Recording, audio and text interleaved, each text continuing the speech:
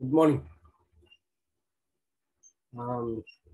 மூல் பின்னங்கள் சம்பந்தமாக போன வகுப்புல பார்த்துருந்தோம். இந்த கேள்விகள் அண்டை பார்ப்போம். சில கேள்விகள் செய்யக்கூடிய மாதிரி இருக்கும், சிலது கொஞ்சம் யோசிக்க வேண்டி இருக்கும். பிரச்சனை இல்லை.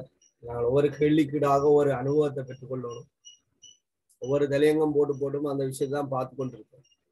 சரிதான்? ஓகே. முதலாவது கேள்வியை பாருங்க. 54 கிராம் நீரில் 20 கிராம் NaOH கரைக்கப்பட்டது எனின் கரைசலில் NaOH மூல் பின்னம் யாதென்று. இதே மாதிரி ஒரு கேள்வி முதல் திணிவு சதவீதம் காணும்போது அந்த நீரின் திணிவு NaOH மூலம் தந்து திணிவு சதவீதம் கேட்டு. கேள்விகள் எல்லாம் ஒன்றோடு ஒன்று தொடர்பட்டவைதான். கேட்கிற தரவுகள் கேள்விகள் மாறிக்கொண்டிருக்கு. இப்ப பாருங்க, 54 கிராம் நீர், 54 கிராம் நீர்,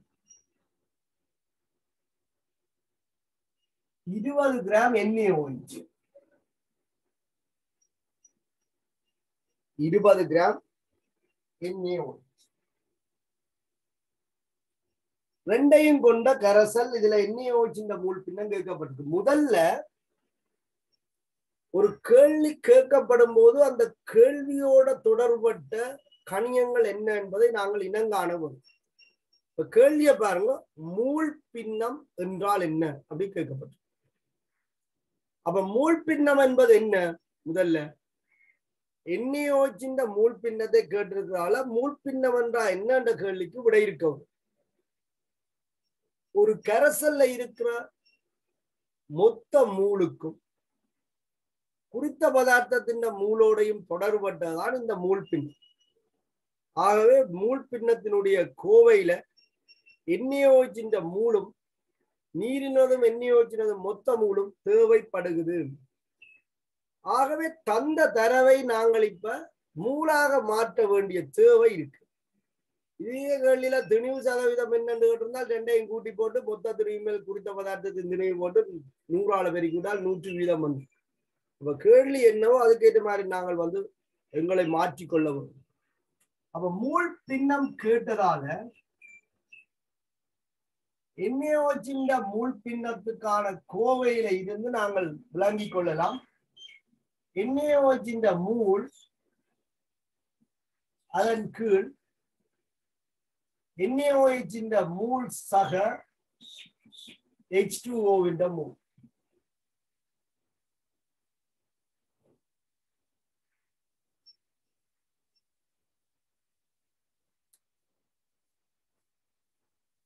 NaOH மூல் வேணும்,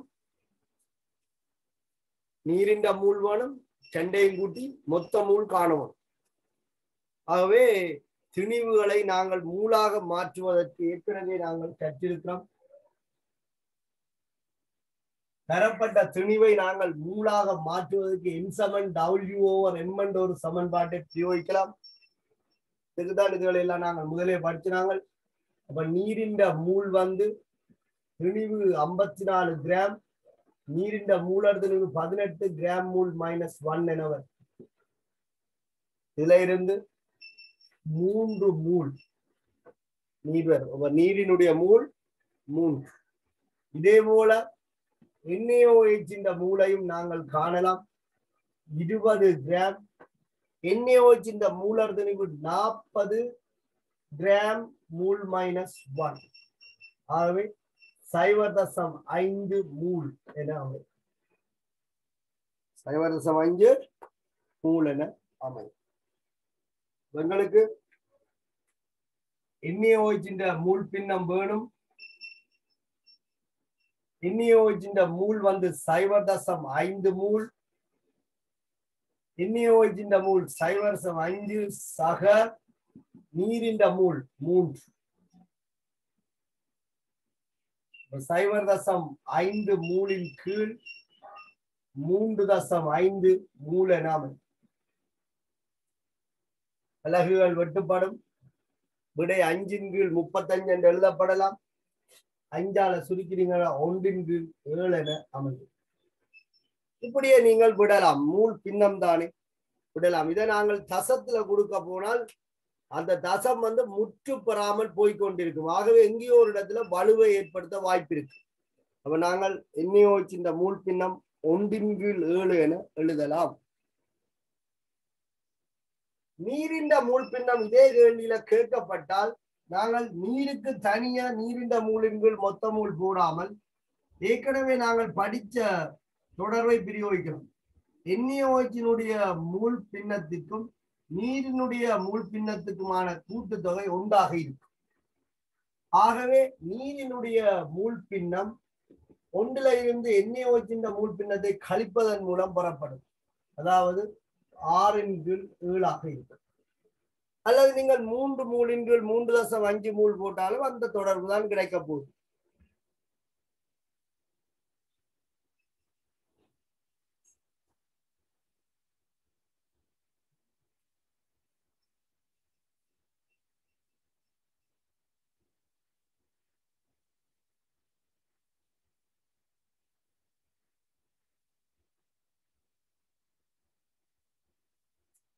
சரியா?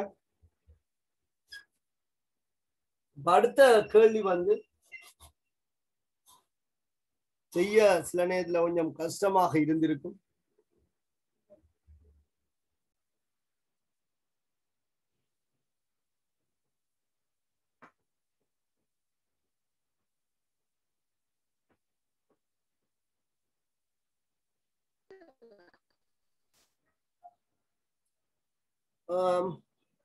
இந்த கேள்விக்கு விட பிழைச்சிருக்கலாம், உங்களுக்கு விட பிழைச்சிருக்கலாம். ஆனா 2 தேவையான விடைய நீங்க எடுக்கலாம். கேட்ட கேள்விக்கான விட பிழைக்கலாம், அது சரி. 2 விடைய எடுக்கலாம். ஒன்று, தரப்பட்ட கல்சியம் கார்பனேட்டின் ஆரம்ப மூல் ஏன் திணிவு தந்திருக்கு, மூலக்கூட்டு சூத்திரம் தந்திருக்கு. ஆகவே ஆரம்ப மூல் காணலாம். அப்ப இதுக்கு நீங்கள் ஏற்கனவே அவைலபிள். அதான் நான் உங்களுக்கு சொல்றேன், எது தெரியுமோ அதுக்கு விடை எடுங்க. கேட்ட கேள்விக்கு விட வரையிலன்னா நாங்க என்ன செய்யறோம், தெரிஞ்ச விடைகள் எல்லாம் எடுத்துக்கொண்டு போவோம். வராத விடைக்கு புள்ளி வராட்டா விடட்டு. அடுத்தது நீங்க என்ன காணலாம் என்று சொன்னால், இங்க வெளியேறிய CO2 கனவளவு தரப்பட்டிருக்கு. அதுவும் STPயில் என்று சொல்லப்பட்டிருக்கு. அப்ப என்ன காணணும், STPயில் ஒரு வாயுவினுடைய கனவளவு தெரியும் என்று சொன்னால் அந்த வாயுவினுடைய மூல் காணலாம். இந்த 2 தரவும் ஏற்கனவே உங்களுக்கு பரிச்சயமானது. இந்த 2ஐயும் பயன்படுத்தி தான் நாங்கள் இந்த கேள்வியை அணுக போறோம். சரிதானே? ஓகே. அப்ப கல்சியம் கார்பனேட்டின் வெப்ப பிரிகை முற்றாக நடைபெறுவதாக குறிப்பிடல, பகுதியாக பிரியுது.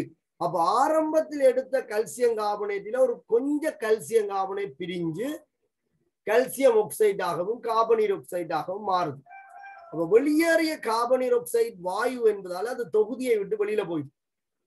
அப்ப விளைவு கலவை இப்ப என்னத்தை கொண்டிருக்கும் என்றால், பிரிகி அடையாத எஞ்சிய கல்சியம் கார்பனேட்டையும் பிரிகி அடைஞ்சு உருவான கல்சியம் ஆக்சைடையும் கொண்டிருக்கும். இந்த விஷயத்தை விளங்கிக் கொள்ளும். அப்ப பிரிகை தாக்கத்தை நாங்கள் போடுவோம். கல்சியம் கார்பனேட் வந்து வெப்பப்படுத்தும் போது கல்சியம் ஆக்சைடாகவும் கார்பனீர் ஆக்சைடாகவும் மாறும். இதுல கார்பனீர் ஆக்சைடு வந்து உங்களோட விளைவு கலவைக்கு இருக்காது. ஏன், அது வாயு. அது அப்ப தொகுதியை விட்டு வெளியில போகுது. ஆரம்பத்தில் எடுக்கப்பட்ட கல்சியம் கார்பனேட்டின் திணிவு 50 கிராம் என்று சொல்லி தரவு தரப்பட்டிருக்கு. 50 கிராம்.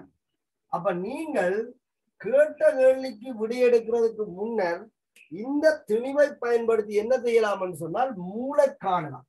அப்ப ஆரம்பத்தில் எடுக்கப்பட்ட கல்சியம் கார்பனேட்டின் மூல் காணலாம். அப்ப 50 கீழ் மூலர் திணிவு 100 கிராம் மூல் -1. ஆகவே 0.5 மூல் என வரும். ஆரம்பத்தில் எடுக்கப்பட்ட கல்சியம் கார்பனேட்டின் மூல் 0.5 மூல். இதை நீங்கள் எடுக்கலாம். திணிவும் மூலர் திணிவும் தெரிஞ்சால் மூல் காணலாம். அடுத்தது வெளியேறிய CO2 கனவளவு தரப்பட்டிருக்கு. வெளியேறிய CO2 கனவளவு 2.8 லீட்டர் என்று தரப்பட்டிருக்கு. லீட்டர் டெசிமீட்டர் கனத்துக்கு ஈக்குவல் ஆகும்.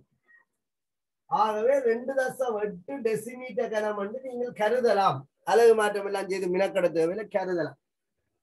HTP-ல ஒரு வாயுவினுடைய கனவளவு தந்தால் அதனுடைய மூல் காண்பதற்கு அவைலபிளாக நீங்க இருக்க வேணும். இதுக்குதான் நாங்கள் இதெல்லாம் படிச்சு கொண்டு வாரோம்.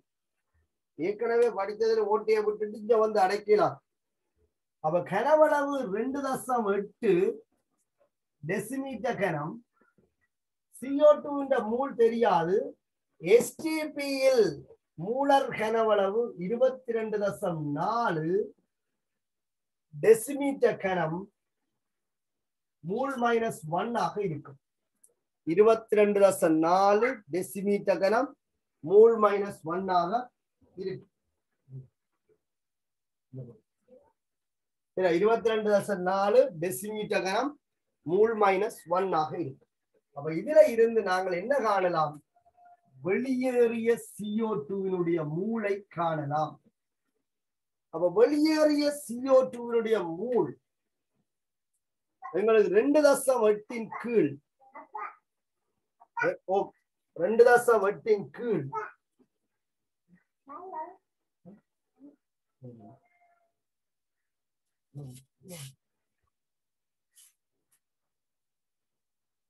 2.8 கீழ் 22.4, அதாவது 0.125 மூல் என்று வருது.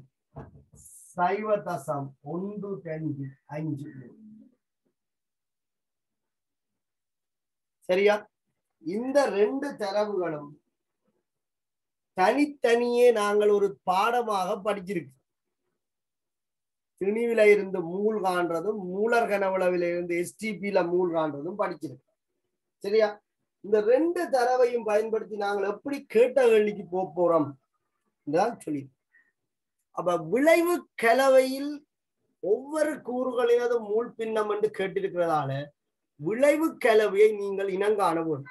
அப்ப விளைவு கலவை எப்படி இருக்கும் என்று சொன்னால், பிரிகையடையாத கல்சியம் கார்பனேட்டையும் பிரிகையடைஞ்சு உருவான கல்சியம் ஆக்சைடையும் மட்டும் கொண்டிருக்கும்.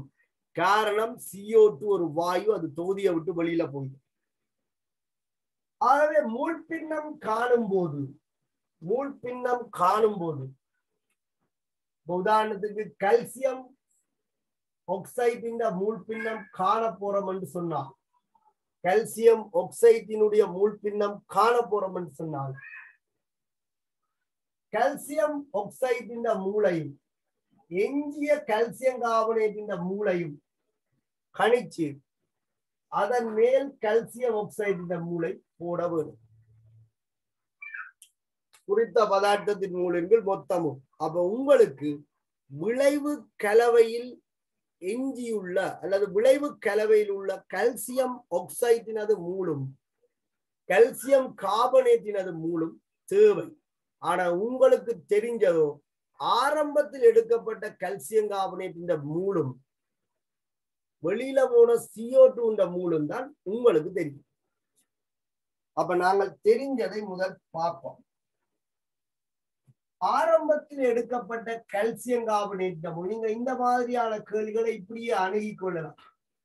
ஆரம்பம் போட்டுக்கொள்ளுங்க. இப்படி நாங்கள் நிறைய கேள்விகள் பார்ப்போம். எடுக்கப்பட்டது 0.5 மூல் கல்சியம் கார்பனேட். இங்க ஆரம்பத்துல கல்சியம் ஆக்சைடும் இல்ல, CO2 இல்லை. பிரிகை அடைந்தது எங்களுக்கு தெரியாது. ஏன் தெரியாது? முற்றாக பிரிகை அடைந்தது என்று சொல்லி இருந்தால் 0.5 மூல் கல்சியம் கார்பனேட்டும் பிரிஞ்சிருக்கும். ஆனால் பகுதியாக பிரிகை அடைஞ்சிருக்கு. அப்ப 0.5 மூலில ஏதோ கொஞ்சம் மூல் பிரிஞ்சிருக்கு. தெரியுமோ? தெரியாது. தெரியாட்ட நாங்க என்ன சொல்லுவோம்? எப்பவும் X என்று சொல்லுவோம். அதே போல பிரிகை அடைந்த மூளை நாங்கள் X மூல் என எடுத்துக்கொள்ளும். இங்க பிரிகை அடைஞ்ச மூல் எவ்வளவு எக்ஸ் மூல். இங்க பாருங்க 0.05 மூல் கால்சியம் கார்பனேட் பிரிகை அடைஞ்சால் பீசமானம் 1:1. இங்க 0.05 மூல் கால்சியம் ஆக்சைடு 0.5 மூல் கால்சியம் ஆக்சைடு உருவாகி இருக்குன்னு சொல்லி இருக்குங்க. இப்ப பிரிகை அடைஞ்ச கால்சியம் கார்பனேட் மூல் எவ்வளவு எக்ஸ் மூல். ஆகவே உருவான கால்சியம் ஆக்சைடு மூல் எவ்வளவா இருக்கும் எக்ஸ் மூலாக இருக்கும் உருவானது. பீசமான விகிதம் மூல் விகிதத்திற்கு ஏற்ப பிரிகையின் நடக்கும் உருவாக்கமும் நடக்கும். இங்க எக்ஸ் மூல் பிரிஞ்சால் 1:1 எக்ஸ் மூல் உருவாகும். அப்ப உருவான calcium carbonate calcium oxide mole x mole. இந்த கால்சியம் கார்பனேட்டுக்கும் CO2க்கும் பீசமானம் 1:1. அப்ப அதுவும் எக்ஸ் மூல்.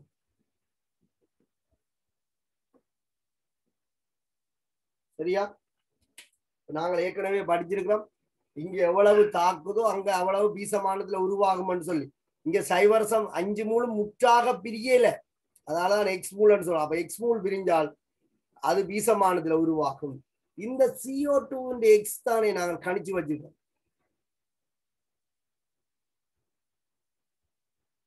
சரிதானே? நாங்கள் கணிச்சிருக்கிறது CO2 மூல் எவ்வளவு 0.125. ஆகவே எக்ஸுக்கு தீர்வு தெரியும் 0.125 மூல். எக்ஸுக்கு தீர்வு தெரியும் 0.125 மூல். ஆனா CO2 இப்ப இல்ல. விளைவு கலவை என்பது திண்மத்தை கொண்டிருக்கும். வாயு வெப்ப பிரிகையில சூழலோட போயிடும், வளிமண்டலத்துக்கு போயிடும். அப்ப விளைவு கலவையில எஞ்சியுள்ள கூறு கால்சியம் ஆக்சைடு கால்சியம் கார்பனேட் என்பதை நீங்க விளங்கிக் கொள்ளும். அதான் நான் மூல் பின்னது தொடர்பு எழுதும் போது கால்சியம் ஆக்சைடு மூலையும் கால்சியம் கார்பனேட் மூலையும் கருதி இருக்கு மொத்த மூலா. அப்ப எக்ஸ் CO2 மூலுக்கு சமன். CO2 மூல் ஏற்கனவே கண்டு இருக்கிறோம் 0.125. அப்ப இல்லாம எக்ஸ் தானே. அப்ப இது 0.125 என்றால் இதுவும் அதே 0.125 வரும் 0.125. அப்ப இங்க பிரிஞ்சது எவ்வளவு 0.125 மூல். அப்ப இதை கண்டுபிடிக்கிறதுக்காக தான் CO2 தரவு தரப்பட்டிருக்கு. உங்களுக்கு என்ன வேணும்? விளைவு கலவை வேணும். விளைவு கலவையில் யார் இருக்குது? எஞ்சிய கால்சியம் கார்பனேட்டும் உருவான கால்சியம் ஆக்சைடும் இருக்கு. ஆரம்பத்தில் எடுத்த மூல் 0.5 மூல். அதுல எக்ஸ் மூல் பிரிஞ்சிட்டு அதை கண்டுபிடிச்சுதான் 0.125 மூலன்னு சொல்லி. ஆகவே பிரிகை அறியாமல் மிச்சமாக இருக்கிற கால்சியம் கார்பனேட் மூல் 0.375 மூலாக இருக்கு. இங்க எவ்வளவு கால்சியம் ஆக்சைடு உருவாச்சோ அது விளைவு கலவையில அப்படியே மிச்சமாக இருக்கும் 0.125 மூல்.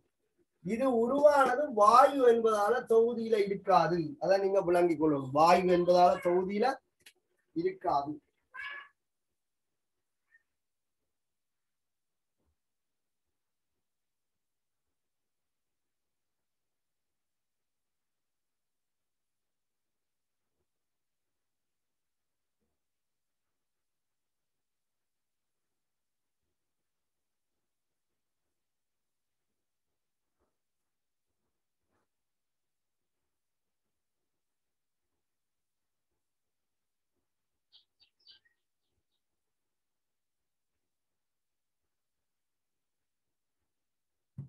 இனி நாங்க கேட்ட கேள்விக்கு வருவோம்.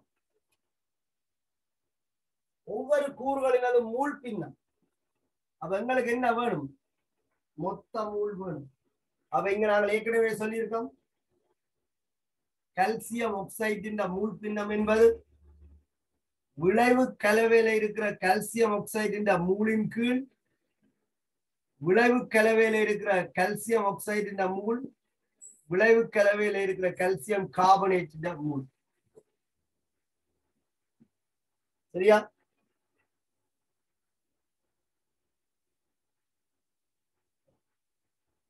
அப்ப கால்சியம் ஆக்சைடின் மூல் கல்சியம் ஆக்சைடு மூல் பின்னம்டா கல்சியம் ஆக்சைடு மூல் எவ்வளவு 0.125 mole. Calcium oxide mole 0.125. Calcium கார்பனேட்டின் மூல் விளைவு கலவையில் இருக்கிற கல்சியம் கார்பனேட் 0.375 மூல். கூட்டினா திருப்பியும் 0.5 பேர். அப்ப 0.125 மூலின் கீழ் 0.500 மூல் என்று, அதாவது 125 கீழ் 500 பேர். 125 கீழ் 500 சுருக்கினம் என்று சொன்னால் 25 சுருக்கலாம். 5 கீழ் 20 வரும்.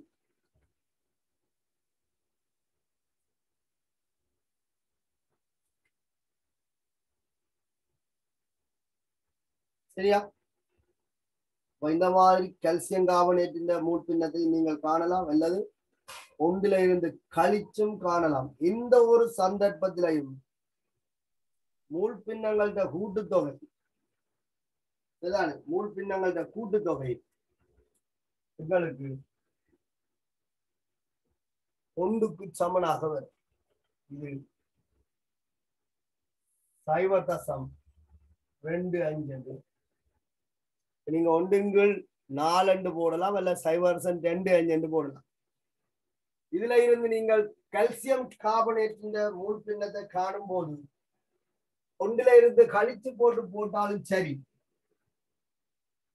ஒன்றில இருந்து கழிச்சு போட்டாலும் சரி, அல்லது புதுசா கணிச்சாலும் சரி. இப்ப கால்சியம் ஆக்சைடினதும் கால்சியம் கார்பனேட்டினதும் மூல் பின்னங்களோட கூட்டுத்தொகை 1.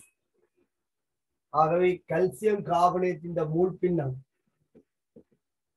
3/4 வரும். 0.75. நேரடியா இதா போட்டீங்கன்னா 0.75 விளங்கிக் கொள்ளுங்க. இதுல நாங்கள் ஒரு விதமான கேள்வியாக அணுகிறோம். இதை நாங்கள் அடிக்கடி செய்ய வேண்டி வரும். இந்த தொடர்பை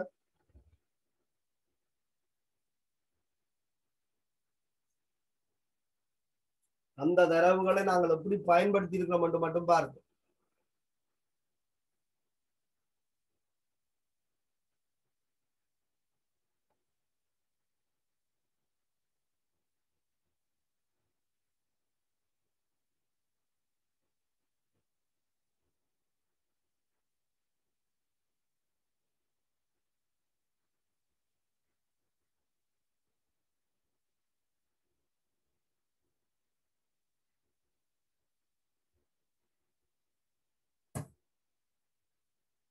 சரியா?